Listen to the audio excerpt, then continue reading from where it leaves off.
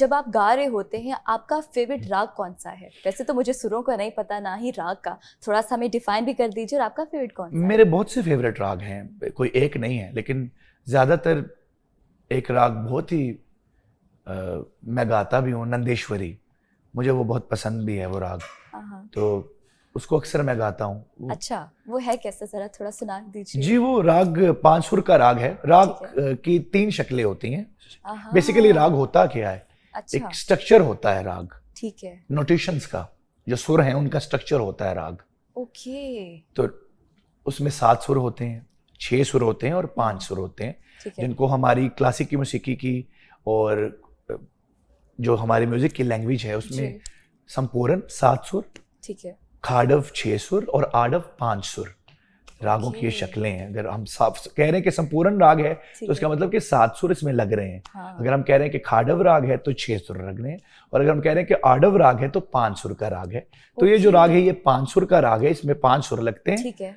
और इसका जो मोड है थोड़ा उदास भी है। ठीक है। रागों के मोड होते हैं, बिकॉज सबसे पहले तो आपको बिलीव करना पड़ता है कि राग एक लिविंग थिंग है, तभी आप राग को पोर्ट्रे कर सकते हैं या गा सकते हैं। ये एक ऐसी चीज है जिसकी अक्कासी करनी होती है, सुर के जरिए एक्सप्रेस करना होता है। तो राग नंदेश्वरी 5 सुर का राग है, वो मैं उसकी नोटेशन सुना देता हूँ आपको। अगर राग को गाना हो पूरा तो उसके लिए तो 45 मिनट्स चाहिए कम से कम।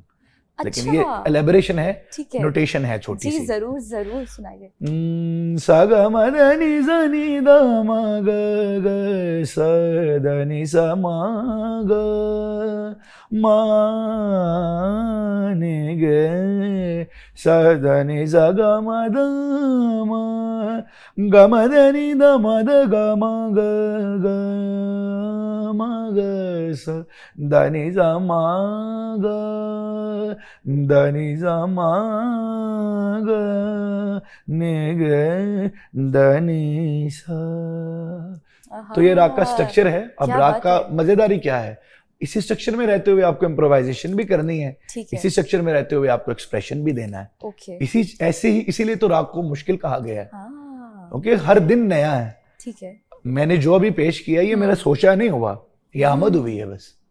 तो क्लासिक की मौसीकी इज ऑल अबाउट इम्प्रोवाइजेशन। अच्छा, अभी जो ये राग से पहले आपने जो मुझे बताया है, ये आप किस तरह याद कर लेते हैं? क्योंकि हमें तो बस ये पता होता है कि बस गाना गाना है, ये नहीं पता इसके पीछे एक साइंस होती है, एक प्रैक्टिस होती है। जी, क्लासिकल म्यूजिक से बड़ी आई थिंक सो कोई नॉलेज नहीं है। एक बात आप शायद सुन के हैरान होंगी, जो म्यूजिक की डिवीजन है दुनिया के 12 सुर हैं, और उन 12 सुरों की जो डिवीजन है वो पाइथागोरस ने की है, जो मैथमेटिशियन है, जिसको फिसागोरस भी कहते हैं। तो ये नॉलेज का बहुत बड़ा हिस्सा है। अगर आप बात करें, एक किताब में पढ़ रहा था, हमारे बहुत करीबी दोस्त हैं, माशाल्लाह आईबी के डायरेक्टर भी हैं, शाहिद साहब, उनके साथ जिक्र हो रहा था। तो उन्होंने एक किताब दी मुझे, और उसमें मुझे क्या पता लगा कि चाइना की जो सबसे पहली बड़ी डिग्री थी वो म्यूजिक की थी, सबसे बड़ी नॉलेज म्यूजिक थी। जो क्लासिकी म्यूजिक है, मौसीकी है, और जो म्यूजिक लिटरेचर में लिखा गया है, वो एक प्रॉपर स्टडी है। ठीक है। पाकिस्तान में जो है म्यूजिक की प्रैक्टिस करवाई जाती है आपको लगता है? जी बिल्कुल करवाई जाती है। अब तो मेरे ख्याल पंजाब यूनिवर्सिटी में म्यूजिकोलॉजी की डिग्री मिल रही है, गवर्नमेंट कॉलेज में म्यूजिकोलॉजी की डिग्री मिल रही है। तो पाकिस्तान में काफी फरोग हो रहा है, म्यूजिक के ऊपर काम बहुत हो रहा है। ठीक है। और लोगों को ये लगता है कि क्लासिकल म्यूजिक पे फुकदान है, लेकिन वो ऐसा नहीं है। हर चीज की एक ऑडियंस होती है, हर चीज का एक टेम्परामेंट होता है, हर चीज की एक प्रेजेंटेशन होती है। बिल्कुल ऐसे ही है। तो क्लासिक की म्यूजिक उस हवा की तरह है जो स्लोली स्लोली बह रहा है, और उसकी उतनी ही ऑडियंस रहेगी। सबसे बड़ी बात है कि क्लासिक कभी मास में नहीं आ सकता। लेकिन अगर आपको कनेक्ट करना है मासेस के साथ तो फिर फ्यूजन करें। फ्यूज करें क्लासिकल म्यूजिक को डिफरेंट जॉनरास के साथ। ठीक है। जो आने वाले नए म्यूजिशियन हैं जो क्लासिकल मौसीकी से ताल्लुक रखते हैं, उनके लिए कोई एडवाइस दे दें। एडवाइस मैं क्लासिकल मौसीकी की कोई एडवाइस नहीं दे सकता, क्योंकि एक बहुत मुश्किल काम है। एक एडवाइस है उनके लिए कि रियाज को करें, उस्ताद को अच्छा ढूंढें। ये मैं अपने लिए पूछ रही थी वैसे। आजकल ना उस्ताद सबका हो गया यूट्यूब अली खान।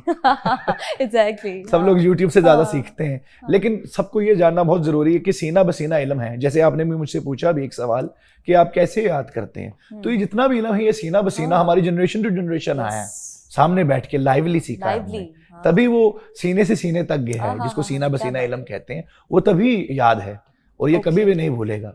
क्यों क्लासिकी मौसीकी के घरानों में 7 साल या कम उम्र में से शुरू करवाया जाता है? क्योंकि वो ऐसा एक टाइम पीरियड है हाँ। चाइल्डहुड आपका, जब आपका जहन सबसे ज्यादा शार्प होता है और आप सबसे ज्यादा सीखते हैं, ओके, जो फिर आपकी जिंदगी के मसल मेमोरी बनती है, उस उम्र से स्टार्ट होती है मसल मेमोरी। अच्छा, तो इसलिए वो याद दहानी बहुत जरूरी होती है, तो उसके लिए उस्ताद का होना इज वेरी वेरी इंपॉर्टेंट। ठीक है। और कुछ बच्चे जो बगैर उस्ताद के गा लेते हैं, मुझे लगता है जो उनको सुर मिला होता है ना, वो लोग बड़े ब्लेस्ड होते हैं, बगैर उस्ताद के बड़ा अच्छा गा लेते हैं, उनको प्रैक्टिस की जरूरत नहीं होती। बिल्कुल, किसी उस्ताद की जरूरत नहीं होती, प्रैक्टिस। हाँ बिल्कुल, हमारे घराने का शुरू से एक स्टिग्मा रहा है, हमारे मैंट्रा है जी। हम ये नहीं मानते कि घरानों की गायकी होती है, गायकी अल्लाह किसी को भी दे सकता है। जिन्होंने पहली दफा हमारा घराना शुरू किया तो उससे पहले कोई नहीं गाता, तो वो भी तो कहीं से शुरू ही हुए थे ना। तो खास तौर पे क्लासिकल म्यूजिक की जहाँ पे क्रिएशन खत्म हो जाए ना, वहाँ पे फिर कुछ भी नहीं होता, और classical music is all about creation. तो जो लोग बाहर के घरानों से भी वो बहुत अच्छा गा रहे हैं, जो लोग लेकिन ये है कि सीखना बहुत जरूरी है। ठीक है, अगर आप किसी प्रोफेशन में, किसी भी प्रोफेशन में आप आ रहे हैं, तो उसके बेसिक्स तो आपको पता होने चाहिए। इसमें फैजान कितना टाइम लग जाता है सीखने में? मैं अपने लिए पूछ रही हूँ, मुझे क्लासिकल मौसीकी से मुझे मेरा एक करीबी ताल्लुक है। सारी जिंदगी लग जाती है, सारी जिंदगी लग जाती है, क्योंकि हर दिन नया है। हर दिन अगर आप चाहें कि मैं क्लासिकल म्यूजिक 6 महीने आप बेसिक सीख लेंगे, थ्योरी सीख लेंगे, आप प्रैक्टिकल भी सीख लेंगे, लेकिन हर दिन नया है, बिकॉज़ ये इम्प्रोवाइजेशन म्यूजिक है। शो में मैं कुछ सीख लूं।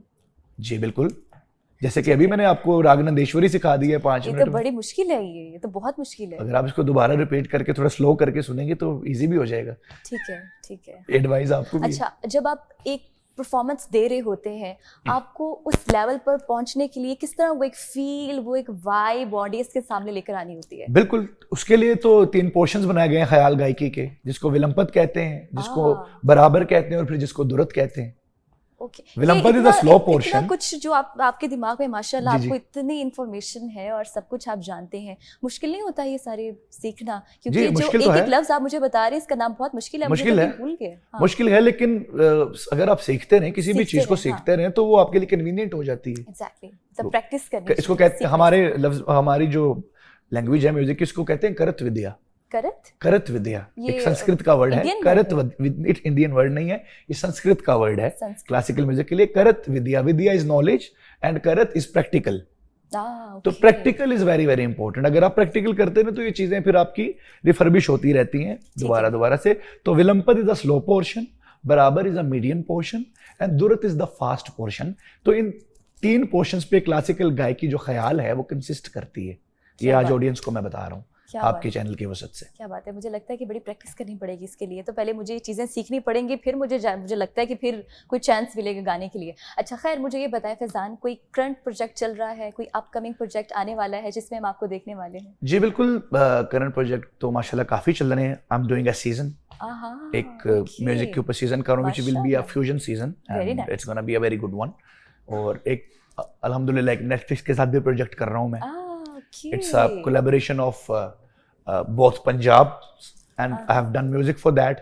उसके लिए मैंने म्यूजिक भी दिया है, गा भी रहा हूँ उसमें खुद, और ठीक है उसके ऊपर काम हो रहा है एंड टूर्स वगैरह चल रहे हैं साथ में। एंड अभी एक बहुत बड़ा फेस्टिवल हो रहा है, ग्लोबल इनकाउंटर, और मैं एक्चुअली टुमारो कल ही एक टूर पर जा रहा हूँ, जो कि एक बहुत बड़ा प्लेटफॉर्म है ग्लोबल इनकाउंटर्स के नाम से, जिसको इस्माइली कर रहे हैं। एक बहुत बड़ी कम्युनिटी है, आगा खान कम्युनिटी। आपके साथ कौन जा रहे हैं?